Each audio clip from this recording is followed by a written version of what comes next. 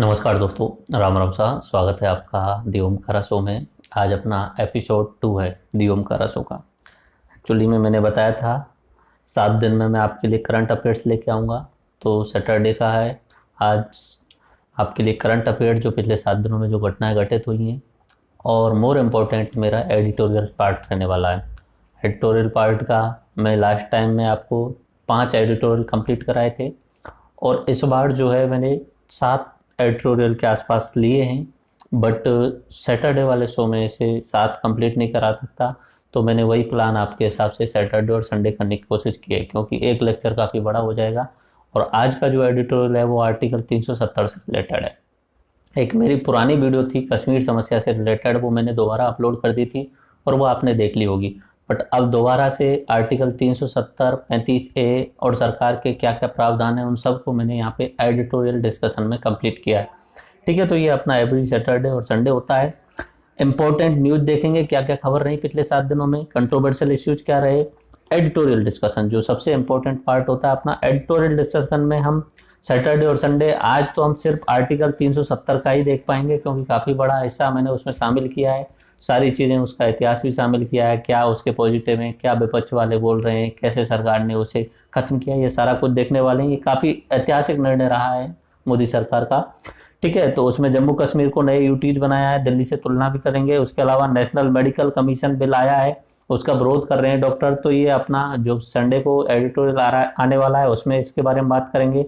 न्याय व्यवस्था की स्थिति, ये आज के एडिटोरियल में कवर हो जाएगा। उसके बाद कारों की बिक्री कम हो गई, किसानों की आय दोगुनी कैसे की जाए, इस पे बात चल रही है। अन्नदाता से ऊर्जादाता कैसा बनाया जाए, इस पे बात चल रही है। इसे हम कल एडिटोरियल डिस्कशन में कर लेंगे। ट्रेड वार्स और करेंसी वार आजकल चल रहा है, अमेरिका ने चाइना की करेंसी को ब्लैक करेंसी घोषित कर दिया है, तो वो देखेंगे। उसके अलावा राजस्थान में वैवाहिक संबंधों में स्वतंत्रता का प्रतिषेध विधेयक 2019 पास कर दिया गया। राजस्थान ने पहला ऐसा राज्य बना है जिसने वैवाहिक संबंधों की स्वतंत्रता, यानी प्यार करना गुनाह नहीं है, इस तरीके से उन्होंने यहाँ पे अपना एक विधेयक पास किया है, जो अपने एडिटोरियल में कवर होने वाला है। बट आज के एडिटोरियल जो है वो आर्टिकल 370 के लिए ही डेडिकेट है पूरा, और उसके अलावा हम न्याय व्यवस्था के बारे में बात करेंगे। 2 ही आर्टिकल होंगे। कल जो आएगा एपिसोड 3 संडे के दिन, तो उसमें अपने बाकी बचे हुए आर्टिकल एडिटोरियल कवर हो जाएंगे।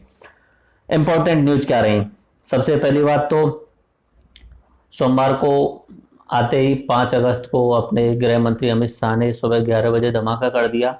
जैसी उम्मीद नहीं थी लोगों को, कोई सोच भी नहीं सकता था, ऐसा पहली बार उन्होंने कर दिया। यानी मोदी है तो मुमकिन है वाली रणनीति उन्होंने अपनाई, और आर्टिकल 370 को रिमूव कर दिया एक तरीके से। हम देखेंगे कौन कौन सा पार्ट कहाँ कहाँ से रिमूव कर दिया है। इवन इफ डायरेक्टली अगर बोलना चाहें तो पूरी की पूरी आर्टिकल 370 खत्म हो गया। ओके, अयोध्या केस पर सुप्रीम कोर्ट में डेली सुनवाई हो रही है।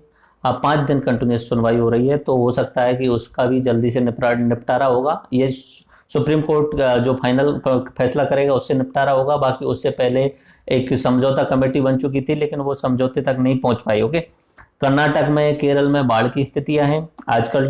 केरल साइड में और कर्नाटक में काफी बारिश होने के कारण बाढ़ की स्थितियां हैं। पीएम मोदी 17 अगस्त को 2 दिन के लिए भूटान की यात्रा पे जाने वाले हैं। भारत रत्न अवार्ड जो है मिल चुका है, अभी घोषणा तो काफी पहले हो चुकी थी, 25 दिसंबर को हो चुकी थी।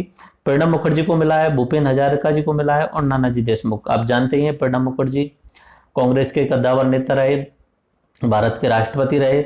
भूपेन हजारिका जी ये असम से थे, और ये बहुत ही अच्छे सिंगर एंड म्यूजिक कंपोजर थे।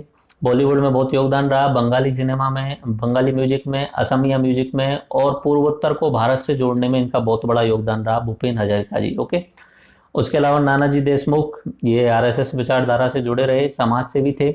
ओके, उसके अलावा अभी कुछ समय पहले ही 66वां फिल्म अवार्ड दिए गए, नेशनल फिल्म अवार्ड्स। तो बहुत बड़ी लिस्ट है, वो मैंने यहाँ पे कवर नहीं की है, कभी बाद में एडिटोरियल में कवर कर लेंगे। तो उसमें मेन मेन जो बातें हैं, बाकी तो हर भाषा के लिए जो अलग अलग फिल्म बनती है उनमें भी अवार्ड दिए जाते हैं। बेस्ट एक्टर का अवार्ड जो मिला है विकी कौशल को और आयुष्मान खुराना को। विकी कौशल के जो मिला है वो उरी मूवी के लिए मिला है, और आयुष्मान खुराना को जो मिला है वो बधाइयों के लिए मिला है। Okay, and best Hindi film जो है वो अंधाधुंध है। बेस्ट सिंगर जो है अरिजीत सिंह, बिनते दिल वाला गाना है अपना, जो पद्मावत मूवी का है, बिनते दिल वाला गाना है, उसके लिए मिला है। एंड बेस्ट आर्ट फिल्म जो है वो बुनकर नाम से एक फिल्म है, बनारस के जो बुनकर हैं उनके लिए बनाई गई मूवी थी। And best non feature film जो है वो sunrise and secret life of frogs. ये थोड़ा सा मैंने आपको बता दिया है, बाकी डिटेल में पूरा कभी बाद में देख सकते हैं। एंड दुखद सूचना है कि सुषमा स्वराज जी, हमारी पूर्व विदेश मंत्री जो हैं, वो हमारे बीच नहीं रही, वो पंचतत्व में विलीन हो चुकी हैं। उनका जन्म 14 फरवरी 1952 में हुआ था एंड उनका देहांत जो है वो 6 अगस्त 2019 को हो गया है। ओके, उसके अलावा बांग्लादेश रूस ने एक ट्रीटी साइन की है जिसके तहत रूस जो है वो बांग्लादेश के लिए लाइफ टाइम न्यूक्लियर सप्लाई करने वाला है। एंड यूएस डेजिग्नेट चाइना एक करेंसी मैनिपुलेटर, और यूएस ने चाइना की जो करेंसी है उसे ब्लैक करेंसी में डाल दिया है, ब्लैक लिस्ट में डाल दिया है। तो ये ट्रेड वार चल रहा है। और जो मैंने अभी बताया था कि एडिटोरियल में जो अपना हिस्सा आने वाला है वो आने वाला है trade war sense currency wars. ठीक है, तो ये अपना कल संडे के दिन आ जाएगा, तो उसमें आप देख लेना। आज तो 370 में ही काफी टाइम लग जाएगा। ओके, और क्या इंपॉर्टेंट खबर है, आरबीआई की मॉनिटरी पॉलिसी कमेटी है जो हर 3 महीने में अपनी रिव्यू समीक्षा करती रहती है। तो अभी जो उन्होंने जो रेपो रेट है उसको 35 पॉइंट्स डाउन कर लिया है, और आज के समय पे जो रेपो रेट है वो 5.40% है। रेपो रेट का मतलब है वो है दर जिस पर बैंक जो कमर्शियल बैंक्स होते हैं वो आरबीआई से पैसा लेते हैं। तो रेपो रेट जब डाउन होती है तो लोन जो दिया जाता है सामान्य लोगों को वो भी डाउन हो जाता है, यानी सस्ता हो जाता है। उससे उम्मीद की जाती है कि अगर लोन सस्ता हो जाएगा, लोन की दर कम हो जाएगी, तो लोग अधिक लोन लेंगे, और अधिक लोन लेंगे इसका मतलब वो कहीं ना कहीं उसे इन्वेस्ट कर रहे हैं, या तो वो घर खरीद रहे हैं या कुछ नया सामान खरीद रहे हैं, ताकि उत्पादन की मांग बढ़ेगी, नए घरों की मांग बढ़ेगी, नए मान सकते हो वाहन, ट्रैक्टर या कार वगैरह, इन सब की मांग बढ़ने वाली है लोन डाउन होने के कारण। जिससे उम्मीद की जाती है फिर से जो कंपनियां हैं वो तेज गति से जो मांग की पूर्ति करने के लिए उत्पादन करेंगी, तो नए जॉब्स क्रिएशन होंगे, तो हो सकता है उससे इकोनॉमी को बूस्ट मिलने वाला है। तो ये रेपो रेट डाउन कर दी गई है, और पिछले 10 साल में ये सबसे कम पे आ गई है, अभी 5.40%। बाकी महंगाई कंट्रोल में आरबीआई का पहला काम होता है महंगाई को कंट्रोल में करना। महंगाई तो कंट्रोल में है ही, तो साथ में फिर अब यहाँ पे बूस्ट इकोनॉमी का सिस्टम ये लेकर आ गए हैं। मॉनेटरी पॉलिसी कमेटी थे, उन्होंने 35 पॉइंट डाउन करते हुए अभी रेपो रेट जो है वो 5.40% कर दिया है। और इस बार का जो पार्लियामेंट्री सेशन रहा वो सबसे ज्यादा प्रोडक्टिव यानी उत्पादन देने वाला रहा। यानी 1952 के बाद में ऐसा पहली बार हुआ है कि जितना काम इस बार हुआ है वो कभी नहीं हुआ। और राजस्थान के ओम बिरला जी स्पीकर हैं लोकसभा के, आपको पता ही है। तो देखो, पार्लियामेंट्री सेशन चलने वाला था 17 जून से 26 जुलाई तक, फिर उनकी अनुशंसा पर, सरकार की अनुशंसा पर उसे बढ़ा दिया गया और 7 अगस्त तक कर दिया गया। ओके, 37 बैठकें हुई, उसे 280 घंटे काम, 36 बिल्स पास हुए थे, 75 घंटे अतिरिक्त समय पे बैठे थे, यानी जो समय होता था उससे अधिक टाइम पे बैठे थे। और इस बार ज्यादातर नए जो चुन करके आए थे सांसद, उन सबको बोलने का मौका मिला, और ओम बिरला जी ने बहुत अच्छा काम किया था इस बार, और ये अब तक का सबसे ज्यादा प्रोडक्टिव रहा है। ठीक है, तो आप याद कर सकते हैं थोड़ा बहुत इसमें से कोई भी पॉइंट। ओके, अगली महत्वपूर्ण खबर, स्पेस एक्स ने लॉन्च किया फॉल्कन 9 को। स्पेस एक्स एक प्राइवेट कंपनी है, एलन मस्क के द्वारा बनाई गई है। ये प्राइवेट कंपनी है जो अंतरिक्ष में रॉकेट भेजती है। ठीक है, तो उसमें जो अभी स्पेस एक्स ने फॉल्कन 9 कर दिया है, और ये रीयूजेबल रॉकेट भी बना चुकी है, यानी एक बार भेज के उसे दोबारा वापस भी बुलाया जा सकता है। इस तरीके की रॉकेट भी बनाए जा चुके हैं स्पेस एक्स के द्वारा। ये प्राइवेट कंपनी है, जैसे नासा है, इसरो है, ऐसे ही ये प्राइवेट कंपनी है, यूएस बेस्ड है। ठीक है, तो ये स्पेस एक्स है, ये एलन मस्क के द्वारा स्थापित की गई है। तो प्राइवेट कंपनी जिसके अंदर इजराइल का कुछ सैटेलाइट भेजे गए थे AMOS-17 नाम के। ओके, और राजस्थान में mob lynching and honour crime पर रोक के लिए बिल पास कर दिया गया है। ठीक है, इसका डिटेल में हम देखेंगे कल तक। एंड अब बात करते हैं सबसे इंपॉर्टेंट एडिटोरियल जो इस सप्ताह क्या पूरे बहुत लंबे समय की ऐतिहासिक घटना होने वाली है, वो है धारा 370 की समाप्ति। अपने संविधान में आर्टिकल 370 है जम्मू कश्मीर से विशेष प्रावधान के संबंध में।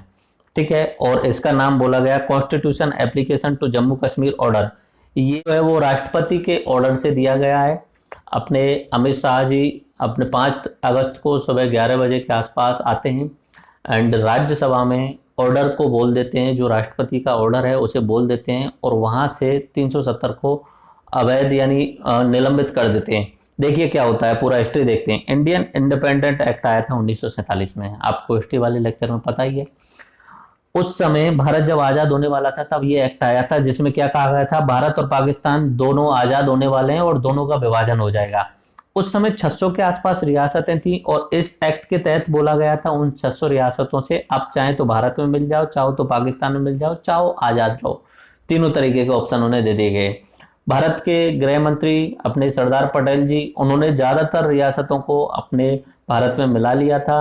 बाकी कुछ अलग होना चाहते थे, हैदराबाद, त्रावणकोर, जूनागढ़, चाहने को तो अपने जोधपुर वाले भी अलग होना चाहते थे, बट सरदार पटेल जी ने सबको अपने में सम्मिलित कर लिया। इश्यू रहा अपने जम्मू कश्मीर का। जम्मू कश्मीर जो था मुस्लिम बाहुल्य था, लेकिन जो राजा थे वो राजा हरि सिंह थे। अब ये चाह रहे थे कि हम किधर भी नहीं जाएंगे, हम रहेंगे इंडिपेंडेंट। तो जम्मू कश्मीर ने जो है वो विलय पर हस्ताक्षर नहीं किए। मैंने जो लेक्चर आपको डाला था जम्मू कश्मीर समस्या से रिलेटेड, उसमें पूरी की पूरी कहानी बताई थी, पूरा इतिहास बताया जम्मू कश्मीर का। अगर नहीं देखा है तो मैं डिस्क्रिप्शन में लिंक दे देता हूं और ऊपर आई का जो बटन आ रहा है वहां पे भी आपके लिए लिंक दे देता हूं, जाके पूरा देख लेना। जम्मू कश्मीर से रिलेटेड सारे एस्पेक्ट उसमें आपके क्लियर हो जाएंगे।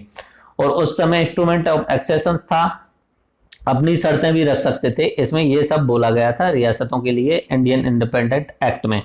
जम्मू कश्मीर ने क्या स्टैंड लिया? शुरुआत में आजाद रहना चाहते थे। अक्टूबर 1947 में कवाली आक्रमण हुआ, जिसके बाद भारत में विलय करने की उन्होंने सोच लिया, क्योंकि उन्हें पता था कि कवाली आक्रमण के बाद पाकिस्तान उन्हें अधिग्रहण कर लेगा।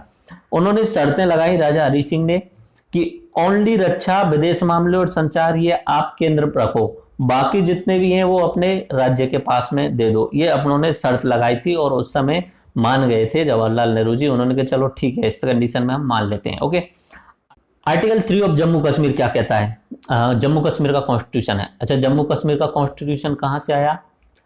भारतीय संविधान में आर्टिकल 370 के तहत जम्मू कश्मीर को प्रावधान दिया गया है कि जम्मू कश्मीर अलग से कॉन्स्टिट्यूशन बना सकता है, अलग से अपना संविधान बना सकता है। तो जम्मू कश्मीर में संविधान सभा बनी थी, उस संविधान सभा ने अपना संविधान बनाया था।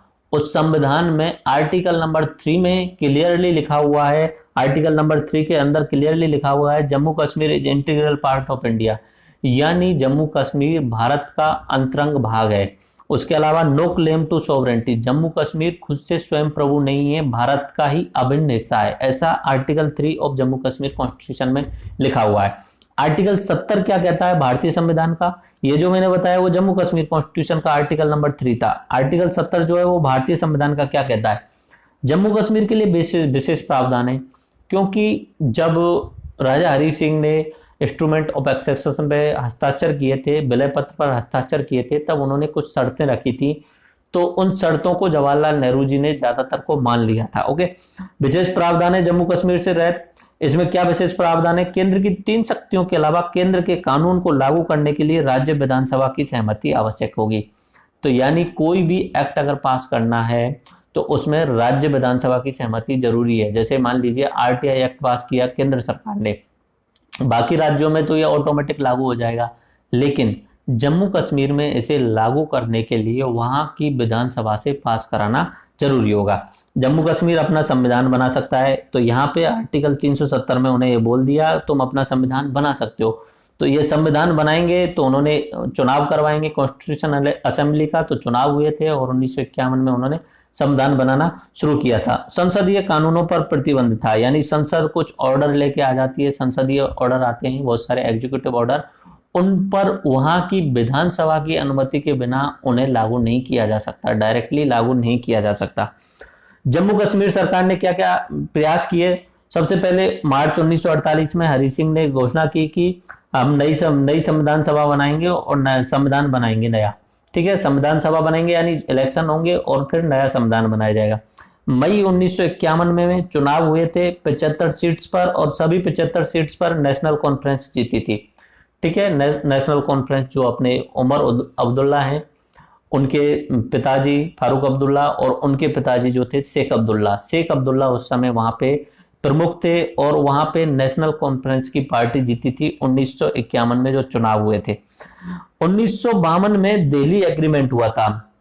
एक्चुअली में वहां पे जो राजा थे वो हिंदू थे, और राजा के आसपास भी ज्यादातर लोग हिंदू ही थे, होने को मुस्लिम भी थे, सेकुलर लोग थे उनकी सभा में, लेकिन एक वहां पे परिषद थी, राज परिषद, उसमें ज्यादातर वो हिंदू थे। वो चाह रहे थे कि ये 370 मत लगाओ और पूरा का पूरा पार्ट जो है किसी विशेष प्रावधान को मत दो जम्मू कश्मीर के लिए, और पूरा का पूरा पार्ट जो है वो इंडिया का इंटीग्रल पार्ट पूर्ण रूप से बनाओ। ये अपना जो राजा हरि सिंह की जो प्रजा परिषद थी वो चाह रही थी ऐसा, लेकिन इधर की साइड में अपने हरि सिंह भी कुछ विशेष प्रावधान चाह रहे थे क्योंकि वो राजा बने रहना चाहते थे, और दूसरा नेशनल कॉन्फ्रेंस के जो शेख अब्दुल्ला थे वो भी कुछ ऐसा चाह रहे थे कि विशेष प्रावधान हमें मिलने चाहिए। ओके, फरवरी 1954 में जम्मू कश्मीर विधानसभा ने भारत का विलय स्वीकार कंप्लीटली ये स्वीकार कर लिया। इंटीग्रल पार्ट जो है वो अपने कॉन्स्टिट्यूशन के आर्टिकल नंबर 3 में लिख दिया था। ओके, अब क्या होता है कि प्रेसिडेंट ऑर्डर आता है 1954 में, जिसके तहत सब कुछ प्रावधान किए गए। प्रेसिडेंट ऑर्डर जो आता है वो कहता है भारतीय संविधान के अन्य प्रावधानों को भी स्वीकृत किया गया है। प्रेसिडेंट ऑर्डर जो आता है वो आर्टिकल नंबर 370 के तहत ही आता है। तो उसमें सुप्रीम कोर्ट सेम अपने इंडिया के जैसे लागू हो गई जम्मू कश्मीर में, यानी सुप्रीम कोर्ट के नीचे हाई कोर्ट और उसके नीचे जो जुडिशियल कोर्ट है, सेम टू सेम पूरा ऑल इंडिया में एक जैसा हो गया। कैग को मान लिया जम्मू कश्मीर वालों ने, यूपीएससी को मान लिया और इलेक्शन कमीशन को मान लिया, और भारतीय संविधान में 35A को जोड़ा गया जिसमें स्पेशल प्रावधान जम्मू कश्मीर के लिए दिए गए। तो ठीक है, ये आपको क्रोनोलॉजी कंप्लीट समझ में आई होगी। एक बार दोबारा से देखिए कहानी कैसे चली है। 1948 में राजा हरि सिंह ने यहाँ पे कुछ अपने लिए विशेष प्रावधान किए हैं कि हम नया संविधान बनाएंगे। ठीक है, 1951 में चुनाव हुए हैं जिसमें जीत कौन रहे, नेशनल कॉन्फ्रेंस जीत रहे। 1952 में दिल्ली एग्रीमेंट होता है और 1954 में जम्मू कश्मीर विधानसभा विलय स्वीकार कर लेती है, और उसी समय प्रेसिडेंट ऑर्डर आता है 1954 में जिसमें आर्टिकल 35 से जोड़ा जाता है, और ये सारी चीजें जम्मू कश्मीर विधानसभा अपने में एक्सेप्ट कर लेती है। बाकी रक्षा, संचार और विदेश तो पहले से ही थे उनके पास में। आर्टिकल 35 से क्या कहता है, एक वहां पे शब्द आता है परमानेंट रेजिडेंस। परमानेंट रेजिडेंस का मतलब होता है स्थायी नागरिक जम्मू कश्मीर के, और इन परमानेंट रेजिडेंस को एक स्पेशल अधिकार प्राप्त होंगे जम्मू कश्मीर के अंदर बाकी भारतीय नागरिकों की तुलना में। तो स्पेशल राइट्स मिलते थे किस चीज में, सार्वजनिक नौकरियों में, यानी अगर जम्मू कश्मीर में कोई भी वैकेंसी अगर निकल रही है स्टेट्स की तरफ तो उसमें सारी की सारी वैकेंसी जो रहेंगी स्टेट वाली उनमें स्टेट के लोग ही पार्टिसिपेट कर सकते हैं। बाहर के लोग, अन्य राज्यों के लोग वहां पे नहीं जा सकते किसी भी नौकरी में। संपत्ति के मामले में उनको हक मिल गए। जम्मू कश्मीर में संपत्ति सिर्फ और सिर्फ जम्मू कश्मीर के लोग ही खरीद सकते हैं। भारत के बाहर के किसी राज्य का लोग यहाँ पे आके कोई संपत्ति नहीं खरीद सकते। तो यह आर्टिकल 35A का था। क्या आर्टिकल 370 स्थायी है या अस्थायी है? बाकी क्लियरली बोला हुआ है टेम्परेरी है। ये अपना आर्टिकल 370 जो है वो संविधान के भाग 21 में है और उसमें पहला ही अनुच्छेद है ये। तो उसमें लिखा हुआ है आर्टिकल पार्ट 21 के जो संविधान के जो भाग हैं वो टेम्परेरी हैं, ट्रांजिशनल हैं और स्पेशल प्रोविजंस हैं, यानी अस्थायी हैं, संक्रमणीय हैं और विशेष प्रावधान है इनमें। ठीक है, तो ये आर्टिकल 370 अस्थायी है, इसे स्थायी आप नहीं बोल सकते। Okay, Jammu Kashmir constitute assembly had a right to modify, delete और रिटेन इट। जम्मू कश्मीर की जो संविधान सभा है, अस्थायी तो यहाँ पे लिख दिया अस्थायी है, उसके बाद में अधिकार दिए जम्मू कश्मीर की जो संविधान सभा है जो उस समय संविधान निर्माण कर रही थी 1954 के आसपास में, वहां जम्मू कश्मीर का संविधान बनाया जा रहा था, तो वो उसे मॉडिफाई कर सकती है, चाहे तो वो उसे डिलीट भी कर सकती है आर्टिकल 370 को, चाहे तो उसे रख सकती है। ये उस समय का प्रावधान था और उस समय कॉन्स्टिट्यूट असेंबली ने उसे कंटिन्यू रखा। 1957 में संविधान सभा जम्मू कश्मीर की भंग हो गई क्योंकि संविधान बनने का काम कंप्लीट हो गया, तो संविधान सभा की जगह ऑटोमेटिक विधानसभा आ गई। तो विधानसभा वही काम देखती रही, कोई भी अगर भारत से कोई एक्ट पास हो रहा है तो वहां से पास कराना होता था। ठीक है, और ये काम अब तक चला आ रहा था। बीच बीच में ऐसा सिस्टम हो गया था कि अगर वहां पे विधानसभा नहीं है, राज्यपाल शासन लगा हुआ है, और भारत के संविधान में ये प्रावधान है अगर किसी भी राज्य में राष्ट्रपति शासन लगा हुआ है तो उस राज्य के विधानसभा की सारी शक्तियां केंद्र के संसद को पहुंच जाती हैं ऑटोमेटिक। ये प्रावधान है भारत के संविधान के अंतर्गत, और इसी चीज का फायदा उठाया है यहाँ अमित शाह जी ने, और उसी लूप होल को यहाँ पे लेते हुए इस आर्टिकल 370 को खत्म करने की यहाँ पे उन्होंने पूरा प्लान बनाया। बाकी इस आर्टिकल 370 को नॉर्मली लोग स्थायी मान चुके थे क्योंकि कोई सरकार इसे छेड़ना नहीं चाह रही थी। बाकी अभी भी कांग्रेस का स्टैंड इस पे बहुत ज्यादा खराब लगा मुझे, जैसे कि उनके गुलाम नबी आजाद जी, अधीर रंजन जी, उन्होंने पता नहीं बहुत सारे बेतुके बयान बोले हुए हैं, कोई भी पॉइंट उनका जायज नहीं लगा। तो यहाँ पे जो अमित शाह जी ने जो लूप होल देखा उसका फायदा उठाते हुए प्रेसिडेंशियल ऑर्डर के थ्रू आर्टिकल 370 में से जो क्लॉज 2 और क्लॉज 3 है उनको रिमूव कर दिया, क्लॉज 1 को सेम रहने दिया। क्लॉज 1 से कोई फायदा नहीं है, बस वो आर्टिकल 370 दिखाने को संविधान में रहेगा, बाकी जो आर्टिकल 370 के सारे प्रावधान है वो सारे खत्म हो जाएंगे।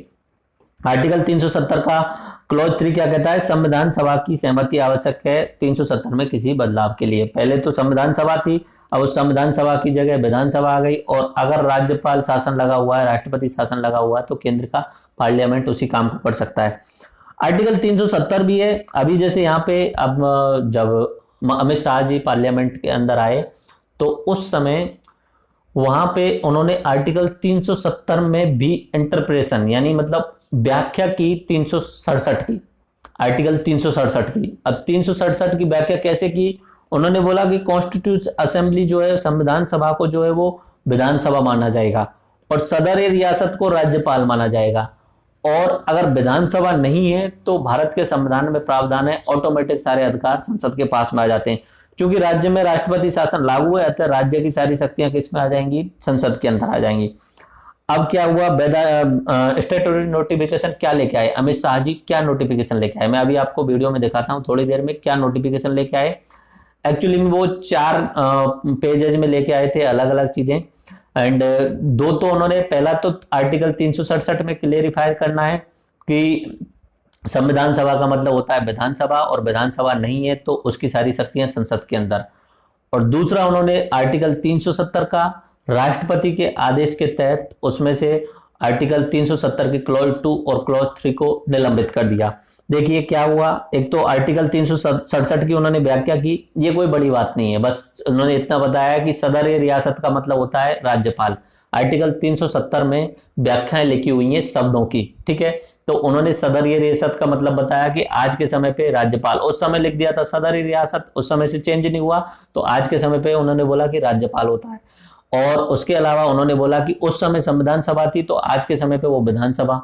ओके, तो अमेंडिंग टू आर्टिकल 370 में संशोधन करते हुए एक पूरा नोटिफिकेशन था जो अपने अमित शाह जी ने पढ़ा था। किस किस तरीके से पढ़ा था? हिंदी में पढ़ा था एक्चुअली में, बट इंग्लिश में बता देता हूं।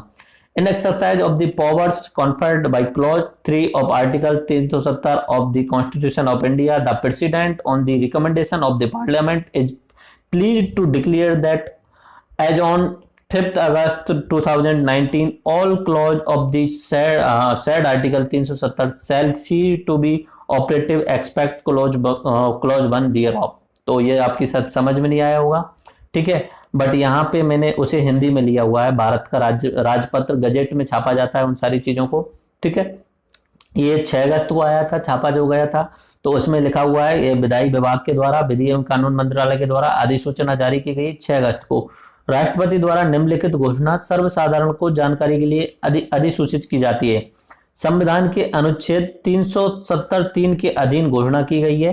राष्ट्रपति संसद की सिफारिश पर भारत के संविधान के अनुच्छेद 370 के खंड 1 के साथ पठित अनुच्छेद 370 के खंड 3 द्वारा प्रदत्त शक्तियों के प्रयोग करते हुए घोषणा करते हैं कि 6 अगस्त 2019 से उक्त अनुच्छेद 370 के सभी खंड सिवाय निम्नलिखित के जो नीचे दिए गए हैं प्रचलन में नहीं रहेंगे। तो ये बात उन्होंने बोली थी अपने अमित शाह जी ने। ओके, और इसका मैं वीडियो आपको दिखा देता हूं, अमित शाह जी का जो ये बोलते हुए इनका एक वीडियो मैं आपको दिखा देता हूं।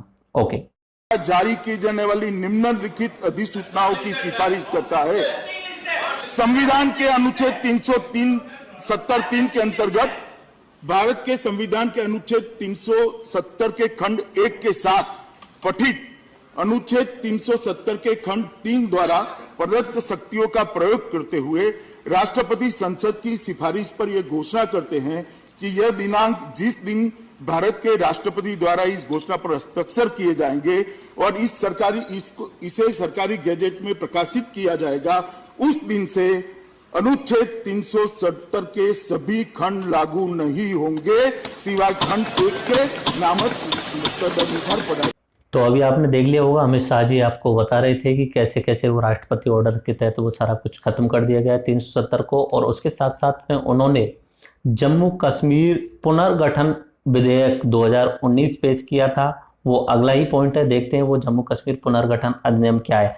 लेकिन अब यहाँ पे जो मैंने बताया उसका डायरेक्टली मतलब क्या हुआ, ये जो सारी बातें इंग्लिश में बताई और अमित शाह जी बोले, उसका मतलब क्या रहा सीधा सीधा। जम्मू कश्मीर का सेपरेट झंडा नहीं रहेगा। पहले एक सेपरेट झंडा होता था जिसमें 3 डंडे थे और उसके साथ में हल था, तो वो आपको मैंने बताया था। संविधान जो विधानसभा होगी वो पहले 6 साल की होती थी, अब 5 साल की हो जाएगी बाकी राज्यों की तरह। वहां पे अभी आईपीसी लागू हो जाएगी। पहले रणवीर पिनल कोड लागू होता था वहां पे, अभी वो खत्म हो जाएगा। आईपीसी इंडियन पिनल कोड वहां पे लागू हो जाएगा। आर्टिकल 356 लागू रहेगा। अब 356 जैसे कि राष्ट्रपति शासन जो होता है कि वहां पे कदाचार के आधार पर सरकार को हटा सकते हैं, या अगर वहां पे लग रहा है कि वहां पे सही ढंग से कंट्रोल नहीं है तो राष्ट्रपति शासन लगाया जा सकता है। अन्य राज्यों के लोग जमीन खरीद सकेंगे और स्थायी रूप से बस सकेंगे। सीधा मतलब ये हुआ। दोहरी नागरिकता समाप्त हो जाएगी जम्मू कश्मीर के लोगों की, यानी जम्मू कश्मीर का अलग से सिटीजनशिप होता था और भारत की नागरिकता उनके लिए अलग से होती थी। अब सिर्फ भारत की नागरिकता। ठीक है, बाहरी लोगों को सरकारी नौकरी में अवसर मिलेंगे। अगर आप चाहें राजस्थान के, बिहार के, यूपी के, अगर वहां गवर्नमेंट जॉब की वैकेंसी निकल रही है तो वहां पे जाके आप फॉर्म भर सकते हैं। आरटीआई एक्ट लागू हो जाएगा। अब तक वहां पे आरटीआई एक्ट लागू नहीं था क्योंकि विधानसभा ने वो पारित नहीं किया, और अल्पसंख्यक को आरक्षण मिल जाएगा। ठीक है, उसके बाद में Jammu Kashmir and reorganisation bill, ये मैंने अभी बताया था कि जम्मू कश्मीर पुनर्गठन विधेयक पारित किया गया था और जिसे लोकसभा और राज्यसभा दोनों से ही पारित कर दिया गया है। और जो आर्टिकल 370 था उसके लिए किसी लोकसभा या राज्यसभा की जरूरत नहीं थी, वो प्रेसिडेंटियल ऑर्डर के थ्रू ही उसे समाप्त कर दिया गया। ओके, 2 यूटीज का गठन किया गया है, यानी जम्मू कश्मीर जो राज्य है पहले उसका जो पूरा राज्य था अब उसे 2 भागों में बांटा है, और 2 भाग भी राज्य नहीं बनाए, 2 भाग भी उन्होंने यूटी बनाए, केंद्र शासित प्रदेश बनाए। जैसे कि अपना दिल्ली है, चंडीगढ़ है, पुडुचेरी है, ये केंद्र शासित प्रदेश है। अब उन्होंने 2 यूटी बना दिए गए हैं। ठीक है, यूटी ऑफ लद्दाख और यूटी ऑफ जम्मू कश्मीर, यानी जम्मू कश्मीर वाले क्षेत्र का केंद्र शासित प्रदेश और लद्दाख वाले क्षेत्र का केंद्र शासित प्रदेश। लद्दाख वाले में करगिल और लेह 2 जिले आएंगे और बाकी बचे जितने भी जिले हैं वो यूटी ऑफ जम्मू कश्मीर में आएंगे। ओके, जिसमें कुल 107 विधानसभा होंगी और 24 जो है अपनी पीओ की, पाक अधिकृत कश्मीर के लिए होती है, जिन पे चुनाव नहीं हो पाते हैं। तो 107 विधानसभा सीट होने वाली हैं अपने यूटी ऑफ जम्मू कश्मीर में।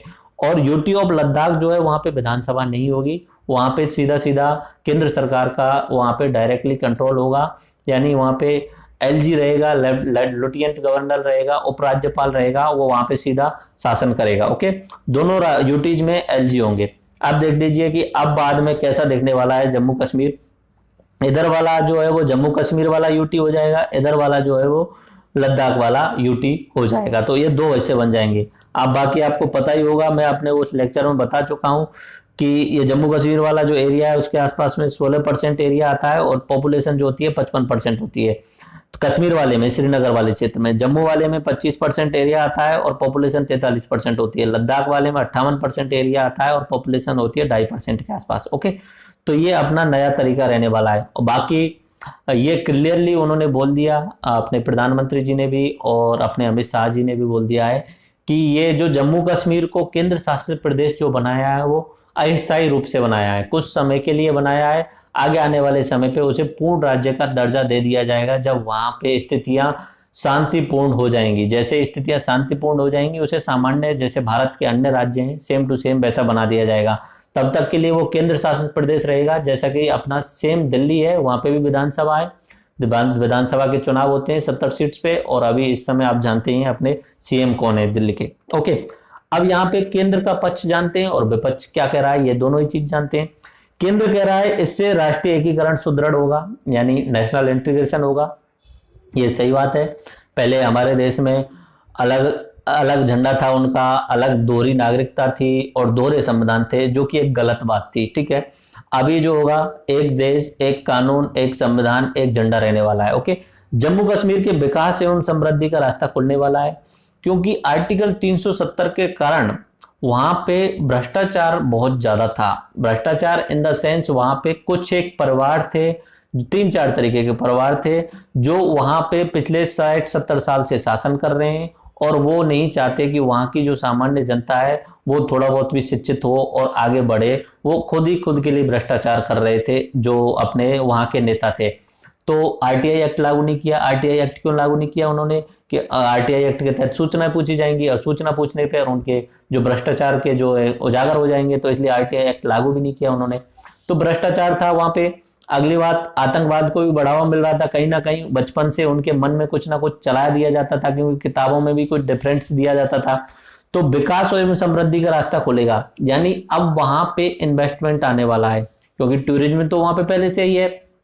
अगर वहां पे इन्वेस्टमेंट के लिए, उद्योग धंधों के लिए अच्छे रास्ते खोल दिए जाएं तो वहां पे डेवलपमेंट होने में दिक्कत नहीं आएगी। अब तक डेवलपमेंट इसलिए नहीं हो सकता क्योंकि बाहर के लोग वहां जाके अपना उद्योग धंधा नहीं खोल सकते वहां पे, क्योंकि जमीन खरीद ही नहीं सकते। तो यहाँ पे विकास एवं समृद्धि का रास्ता खुलेगा, ऐसा उन्होंने बोला है। और मोदी जी ने अपना जो देश को संबोधित करते हुए बोला था कि जितने भी इन्वेस्टर हैं आइए और जम्मू कश्मीर में अपने उद्योग धंधे लगाइए। पर्यटन और उद्योग में तीव्र विकास होने वाला है।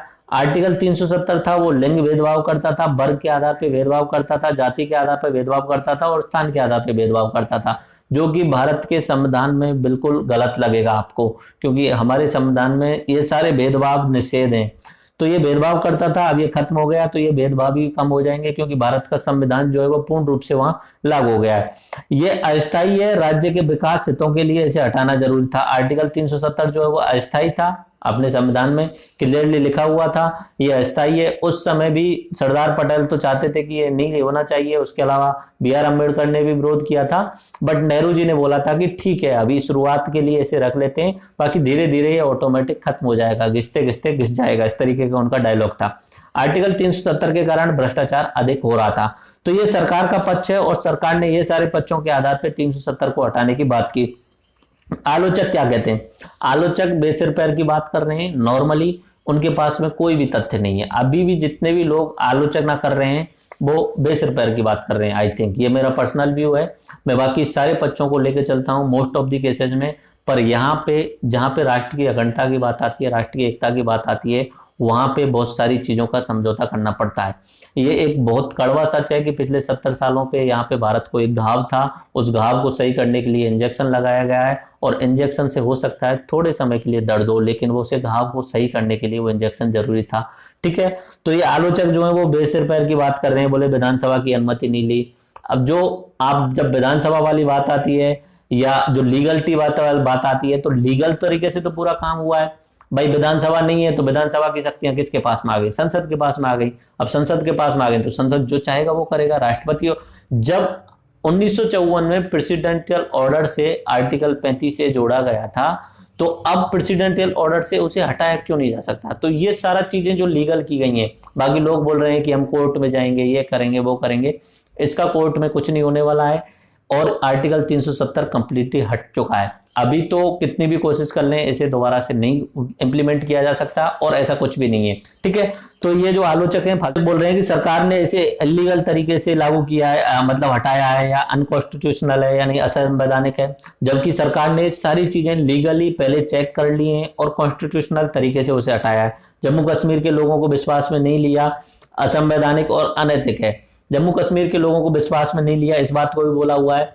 एक्चुअली में क्या है कि बहुत सारी चीजें ऐसी होती हैं राजनीति में जो आपको स्टेप्स जो है वो कड़वे लेने ही पड़ते हैं। अगर 70 साल में ये पहली बार कोशिश की है तो इसका नॉर्मली सबको स्वागत करना चाहिए। और जम्मू कश्मीर वाला जो लेक्चर था उसमें मैंने आपको 2 घंटे में सब कुछ क्लियरली बताया था। जम्मू कश्मीर समस्या का समाधान यही है कि जम्मू कश्मीर के जो युवा हैं वो शिक्षित हों, मुख्य धारा से जुड़ें और अपने आप को विकास के मार्ग पर लेके जाएं। यही इसका सॉल्यूशन है फाइनली। बाकी अगर आप इस्लाम के नाम पे पाकिस्तान से जोड़ने की कोशिश करेंगे तो फिर को जम्मू कश्मीर को अफगानिस्तान या तालिबान बनने में देर नहीं लगेगी। पत्थर फेंकने से कोई सॉल्यूशन नहीं होगा। आपको पढ़ाई लिखाई करके रोजगार ढूंढने होंगे और रोजगार में ही शामिल होना पड़ेगा, मुख्य धारा में ही शामिल होना पड़ेगा। तो आलोचक जो है वो फालतू की बात कर रहे हैं, मैं इन्हें पूर्ण तरीके से नेग्लेक्ट कर देता हूं। ओके, क्योंकि अब यहाँ पे बोल रहे हैं कि जो भी बातें हैं वो असंवैधानिक है, अनैतिक है। अनैतिक किस तरीके से था? अनैतिक तो उस समय भी था कि वहां से कबायली लोग आए थे, वो कौन सा नैतिक था? उस समय उन्होंने पाकिस्तानियों ने POK पे अधिग्रहण किया हुआ है, वो कौन सा नैतिक है? चाइना ने COK पे अधिग्रहण किया हुआ है, वो कौन सा नैतिक है? राजनीति में नैतिकता अनैतिकता सब बाद की बात होती है। पहला काम होता है अपने राष्ट्र की सुरक्षा, और भारत के लिए ये सबसे अच्छा निर्णय है और ये बहुत अच्छी बात है। ओके, इससे फ्यूचर में क्या क्या होने वाला है? कुछ लोग तो ऐसा लगा रहे हैं कि फ्यूचर में हो सकता है ये डिजास्टर साबित हो जाए, बहुत बड़ा भयानक एक रोग बन जाए इस तरीके से, क्योंकि 370 के हटाने के विरोध में जम्मू कश्मीर के कश्मीर तो, जम्मू तो हिस्सा छोड़ दीजिए, ना लद्दाख के लोगों को शामिल कीजिए, ना जम्मू वाले लोगों को, श्रीनगर वाला जो क्षेत्र है उसी क्षेत्र को शामिल कर लीजिए बस, जहां पे मुस्लिम बाहुल्य है, ठीक है। तो वहां पे हो सकता है कि सभी लोग विद्रोह करने लग जाएं, नहीं, शांति व्यवस्था बनी रहेगी। सामान्य लोग नहीं चाहते विद्रोह करना, विद्रोह करवाना चाहते हैं वहां के राजनेता जो इस्लाम के नाम पे ब्रेन वाश्ड हैं, जिनका बच्चे, खुदों के बच्चे जो हैं वो पूर्ण तरीके से सेटल हैं, विदेशों में अच्छे तरीके से रह रहे हैं, लेकिन अपनी रोटियां सेकने के लिए, अपने आप को नेता बनाए रखने के लिए, लोगों को मूर्ख बनाए रखने के लिए वहां पे पत्थर फेंकवाते हैं, लोगों को ब्रेन वाश करते हैं।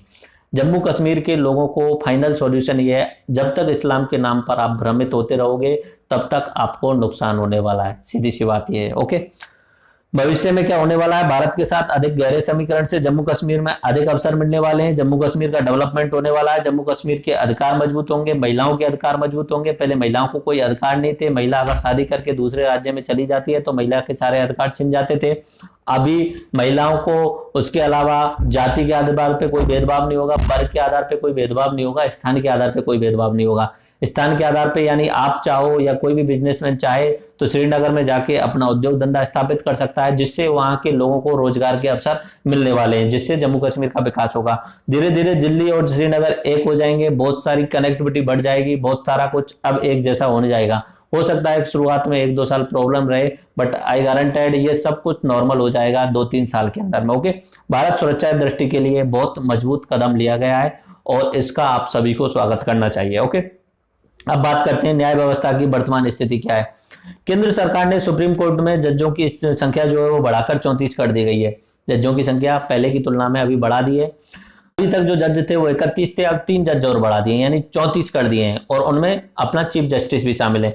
1998 में जो जज की संख्या थी वो 19 से बढ़ाकर 26 कर दी गई थी, 2009 में 26 से बढ़ाकर 31 कर दी गई, और 2019 में 31 से बढ़ाकर 34 कर दी गई। ये अपनी केंद्र सरकार ने 3 जज और बढ़ा दिए एक तरीके से। और सुप्रीम कोर्ट में पेंडिंग केसों की संख्या जो है वो 60,000 है।